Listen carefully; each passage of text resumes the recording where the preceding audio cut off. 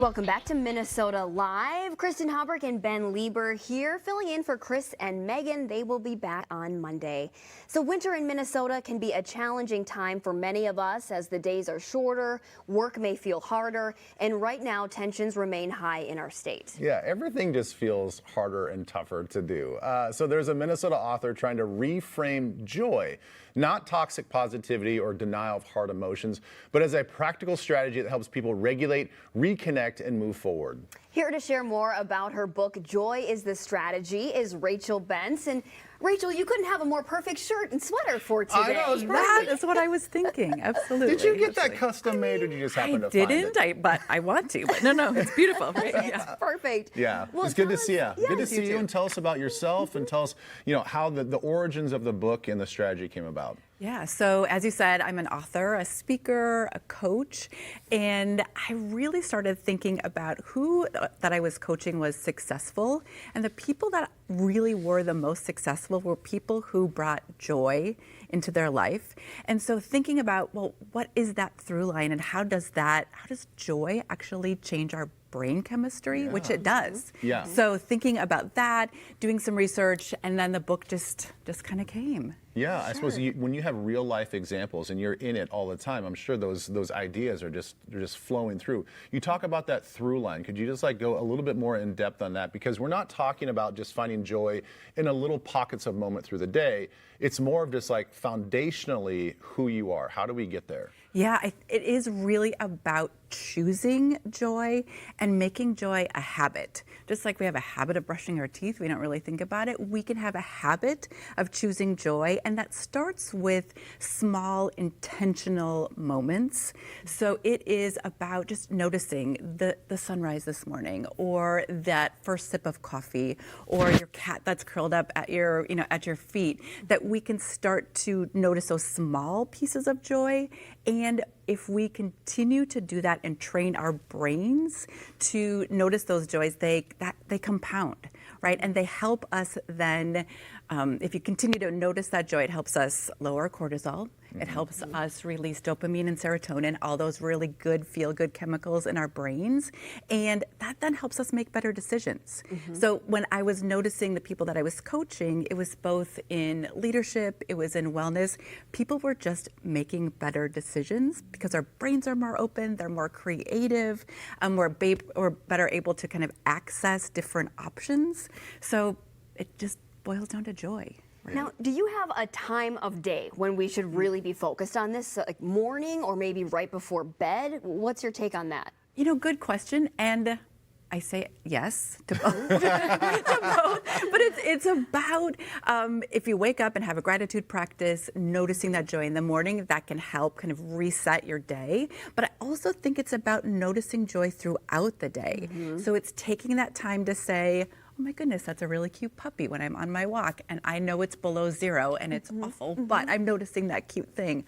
Or I am driving to work, really frustrated because of the traffic, but I can notice that my favorite song came on the radio. Yeah. So it's not about big, bombastic things. It's about just the small moments. And I think the other thing for me about joy, especially because, as you said in the beginning, it's hard. It's hard in Minnesota right now. And this kind of joy doesn't mean I'm ignoring that or I'm saying that doesn't exist, but it's also saying that hard things, grief and joy, can exist at the same time. Yeah. And I think that's really important. So it's not this Pollyanna, I'm just going to ignore all the things that are happening. It's saying those things are happening, but I've trained my brain to also notice joy at the same time so that I can have some sort of a balance, so that we're not always just sitting over here in the hard stuff. It sounds like there's just a conscious recognition of some of those emotions and some of those moments. It's it's okay, be a human being. If you're affected by especially the things going on here in the state, it's okay. You can feel those emotions, but also don't push away those silly moments, in the course of your day where yeah, I do love the smell of my cup of coffee in the morning. Recognize that, and for 2 minutes, just let me enjoy this cup of coffee. Yeah, and there's smile. and there's a part of it too, it seems like just be childlike in a way. Like kind of take away the adult filters of like saying, hey, we can't find happiness in that silly little thing. No, you can do that. You can. Yeah. And you have some tangible things, some takeaways that we could practice starting right now. What are some? I think the first thing is finding that time. So maybe it really is finding that time in the morning. Take 60 seconds and notice the things that make you happy. Doesn't take that long, and you can do that a couple of times throughout the day as well, but just that noticing. There is this theory, I don't know if you've heard of the red car theory. If you're going to go buy a red car, Right, yes. you notice then all of the red cars everywhere, right? Yes. It's not that there are more red cars on the road, it's just that your brain now is focused on noticing that. So same thing with joy. So if we practice focusing on joy, going to notice it more often. Yeah. So if we can do that. Another thing is choosing words. So as a wellness coach, I used to say, you don't have to work out, you get to work out. So if we can kind of anchor the things that we're doing to words matter. So we can do that. And then the third thing is around connection. So joy happens through connection as well. So if we can send a quick text to a friend, or call your mom, or do something that connects us, especially when it's hard, something that connects us to other people, that can also help us reset our joy. Yeah. I think there's another group of people out there, a large group of people out there that can use this, are just parents.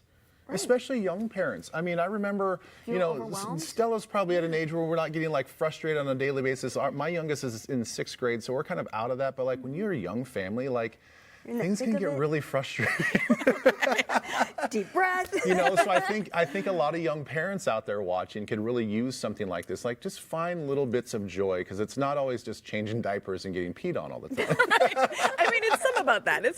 Right? But so finding that joy. So maybe it is in the cute little smile that your kid has, the or something. humor, too. Maybe it's something else as well. And you can anchor your joy to something that happened in the past, so that if you are there in that frustrating time with your young child, you can remember, oh, I also am a human being, and I like Correct. this. Yep. Just laughing at ourselves. Yeah. All Well, right. this is great Rachel, stuff. thank you so much. Thank you so We much. appreciate your time. We'll post a link to pre-order her book, Joy is the Strategy, on MinnesotaLive.com. I love all those little tips and pieces of advice.